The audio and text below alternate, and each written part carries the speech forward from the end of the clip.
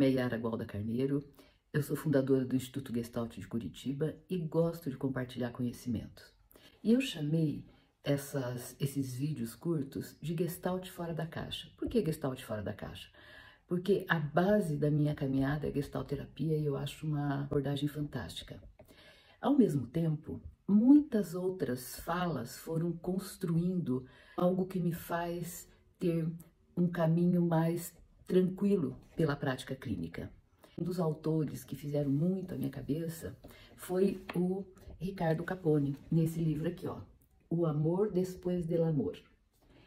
Ele não tem tradução para o português, mas ele fala coisas incríveis, como, por exemplo, você sonda a saúde de um relacionamento de casal através de alguns pilares. Por exemplo, ele vai falar de um pilar que é a química sexual, que é essa coisa do apaixonar-se, que é um pilar super importante e, ao mesmo tempo, ele pode ser complementado com outros e, ao longo do relacionamento, ele também pode ir perdendo importância em favor desses outros pilares, que seriam, por exemplo, objetivos em comum, capacidade de comunicação e capacidade de contenção. Objetivos em comum tem a ver com os dois terem o projeto de viajar pelo mundo, ou de ter filhos, ou de ter uma chácara, ou de serem ricos, né?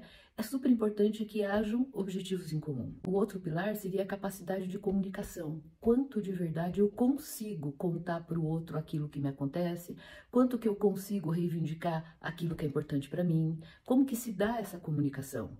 Ficar furioso ou furiosa, fechar a porta do quarto ou não querer conversar não é uma boa capacidade de comunicação. E um outro pilar que ele é muito pouco falado, que é a capacidade de contenção. Quanto que eu aguento a dificuldade do outro.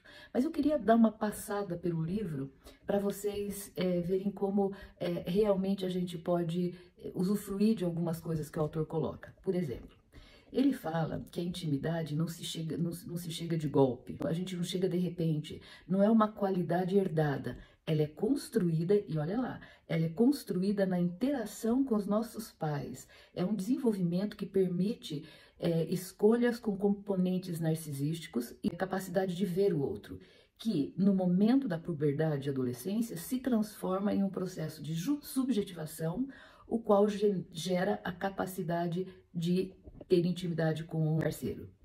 Então, a partir daí, na medida que você consegue ter intimidade com os teus primeiros cuidadores, a intimidade começa aí, né? Então, muitas vezes, um processo terapêutico vai nessa direção, de restaurar aquele vínculo que não existiu, ou que não foi suficiente. Eu não me apaixono exatamente só pelo outro, né? Não é o outro quem conta no relacionamento. A pessoa pode ser uma pessoa muito especial, mas se eu não tenho capacidade de me doar, se eu não tenho capacidade de me apaixonar, não vai adiantar, entendeu? Porque é algo que você traz com você a partir dos teus primeiros relacionamentos.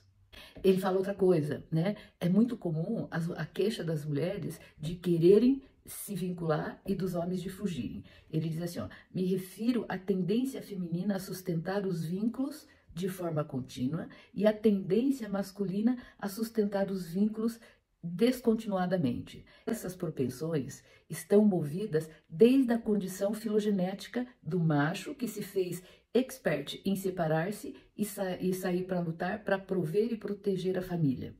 E desde essa perspectiva, do ponto de vista filogenético, a fêmea, ela se especializou no cuidado e manutenção da continuidade das relações afetivas com os filhos e na espera do esposo.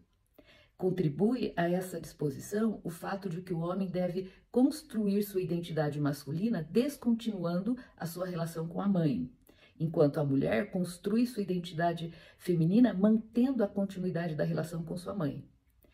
Olha só que interessante, é uma queixa muito comum das mulheres porque os homens fogem, né? E é interessante isso, é óbvio, as circunstâncias são outras, as mulheres, elas também vão à luta, elas também vão buscar, elas precisam sair, mas o nosso psiquismo, ele ainda é o psiquismo de milhares de anos atrás. Em outro texto também, que eu acho bem interessante, trazendo também o sentido filogenético da paixão. O sentido filogenético significa o que tem a ver com a evolução da nossa espécie. Ele diz assim, olha, os vínculos humanos de casal, eles se desenvolveram num primeiro momento para estender-se somente durante o tempo que leva para se criar um filho dependente na infância, isto é, os primeiros 4 anos. Olha que louco! A paixão é um processo afetivo que requer determinadas condições, as quais facilitam sua realização. Uma vez concretizado, começa sua contagem regressiva e tende a durar entre 2 a 3 anos, depois do qual necessariamente deve transformar-se. No melhor dos casos, pode evoluir a um novo estado que chamamos o amor sexual estável, que é a busca da maioria dos casais que estão há tempo juntos, buscam um amor sexual estável. Esse amor sexual estável, ele não vai necessariamente conter aquele ingrediente da paixão, né, inicial, mas ele vai durar pela capacidade de intimidade. Intimidade, eu sempre digo, é falar o infalável, falar aquilo que é difícil de ser dito, falar das suas vulnerabilidades, dos desejos mais íntimos. Isso vai fazendo com que a pessoa corra um certo risco na relação. E esse risco acaba sendo a cola, aquilo que faz com que a pessoa não precise daquela adrenalina que é muito própria dos novos relacionamentos ou de relacionamentos proibidos. Uma outra coisa que eu queria também colocar para vocês, eu coloquei a capacidade de comunicação e a capacidade de contenção. E olha como ele descreve a capacidade de contenção.